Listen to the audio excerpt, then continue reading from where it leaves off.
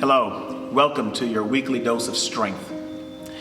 You know, one of the greatest enemies of humankind is the enemy called depression. This overwhelming sadness and sorrow that creeps into our lives.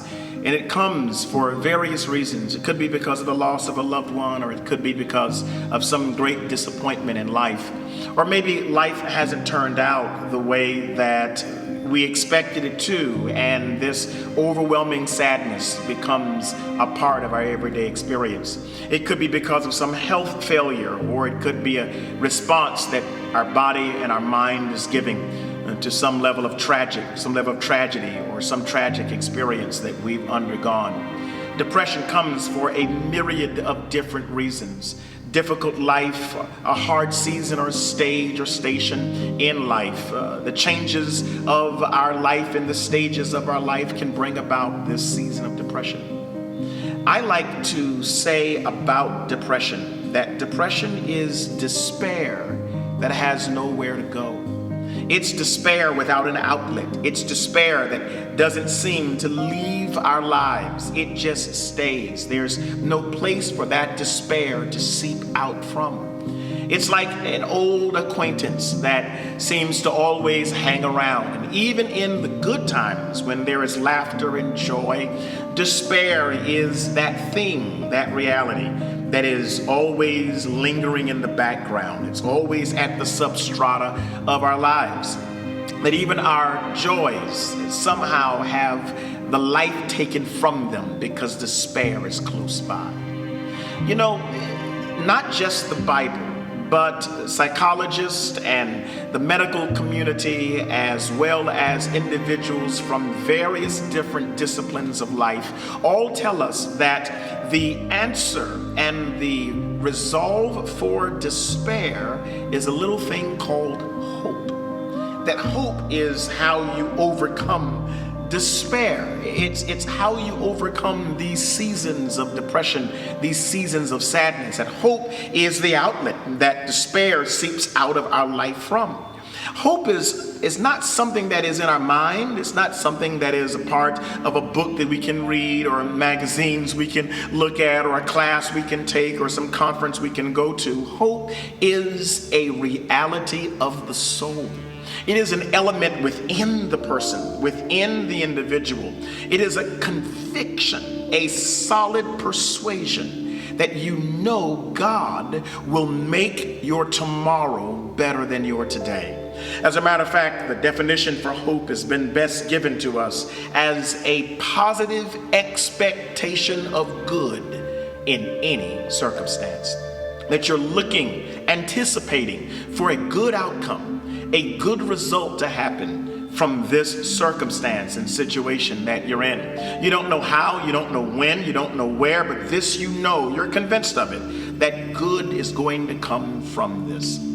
Well, I want to tell you how you can develop that muscle of hope in your life, how you can strengthen that muscle through three significant things.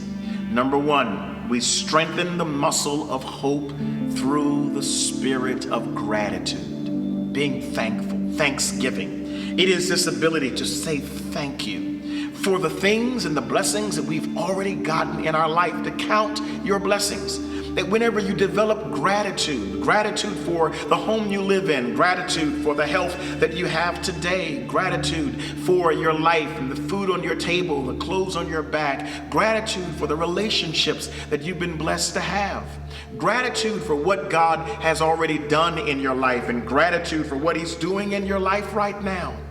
It is this ability to say thank you, to count the areas of your life where you have something to thank God for, to every day repeat it and rehearse it to yourself.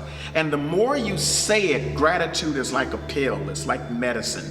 The more grateful you are, the more thankful you are, the more the hope muscle in your spirit begins to strengthen. And secondly, it's not just gratitude, but it is also having a good memory. Being able to remember the graces and blessings of God in the past, the ways that God has already blessed you, the mighty works of God in your life, that God has been good to you. God has been faithful to you. He's brought you through challenges and seasons of difficulty before, that he has blessed you before. And if he has done it before, he's able to do it again. The more we remember and recall back to our minds the graces of God in our 20s, or the graces of God in our college years, or the graces of God in our teenage years, or the blessings of God in the early stages of our marriage, or the graces of God when we raised our children, or the blessings of God in some area or some event of our life in the past, the more you can remember what God has already done, it sets you up to have faith in what God can still yet do. A good memory is how you strengthen that muscle of hope. And the third way that that muscle of hope is strengthened is through confident and solid trust in God. Trust in God is leaning back on him fully and depending on him with total and complete trust.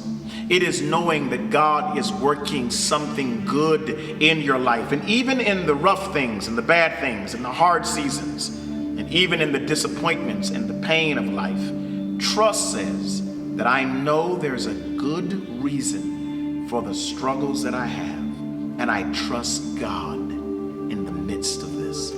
It's not knowing the answer, but it is believing that God has the answer and trusting him in spite of it all. I want to read to you what the Apostle Paul says about hope. He says in Romans chapter 8 and verse 24, he says, "For we are saved by hope, but hope that is seen is not hope. For what a man sees, why does he yet hope for it? But if we hope for that we do not see, then do we with patience wait for it." He begins that 24th verse and says, we are saved by hope. We are delivered by hope. We are strengthened by hope. But not the hope that you can see, not the answers that you know. It's the hope that you can't see. Because what you can't see, you with patience wait for it. My request of you, my prayer for you, is that you will wait for God to show himself in the midst of your challenges and know that a good outcome is always going to happen. God bless you. I pray for your hope. We'll see you next time.